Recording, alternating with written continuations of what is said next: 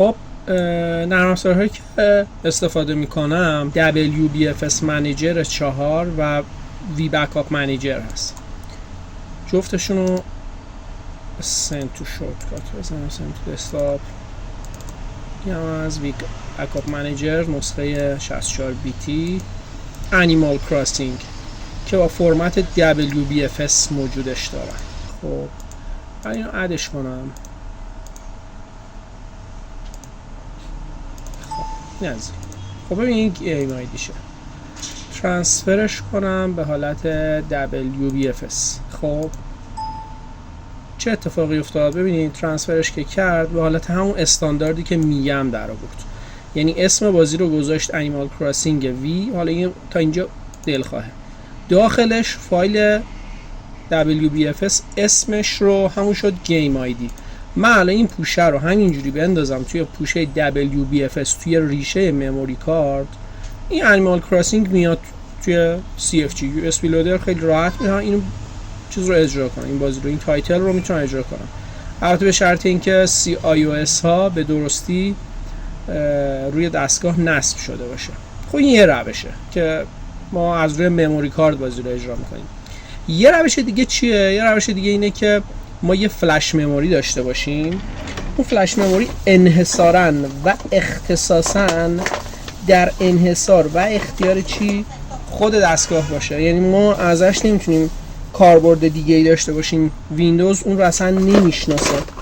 این حالا یه ذره ماسکه، ولی خب ببینیم کارمون میتونه راه بندازه یا نه. اولین کار اینه که اصلا کاری نمی‌کنم با این، فرمتش هم نمی‌کنم. ببین NTFS مهم نیست.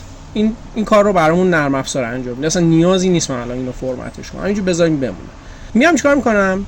فایل WBFS رو که اینجا داشتم، خب با همین برنامه وی بکاپ منیجر این بار ترانسفرش می‌کنم با حالت ایزو در میارم. ببینید توی همین نوار ابزار اد سلکت ریموو ترانسفر، اولا تیک رو باید بذارم که انتخاب بشه.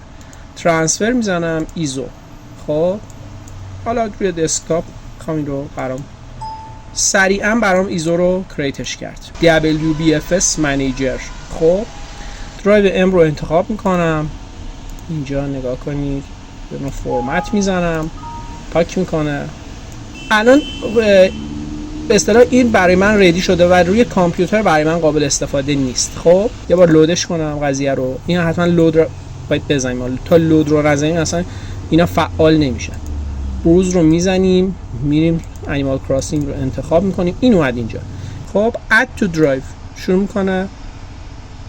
یه وقتی به آخر رسید انیمال کراسینگ میره روی فلش به عنوان اولین بازی. حالا هر چند تا که ما توی فلشمون جا داشته باشیم میتونیم فایل ها رو بریزیم.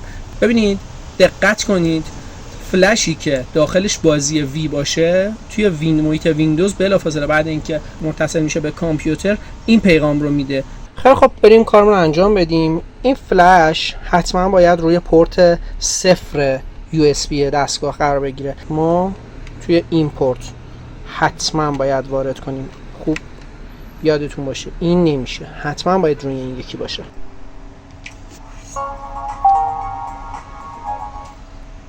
خب CFG میخوام محتویات داخل فلش رو اجرا کنم. خب این هم بازی انیمال کراسینگ. بریم سراغ نئوگاما. این بار با نئوگاما بازی رو اجرا کنیم.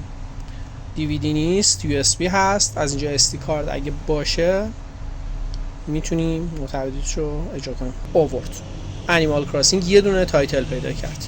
همین رو بزنم همون رو اجرا میکنه برام.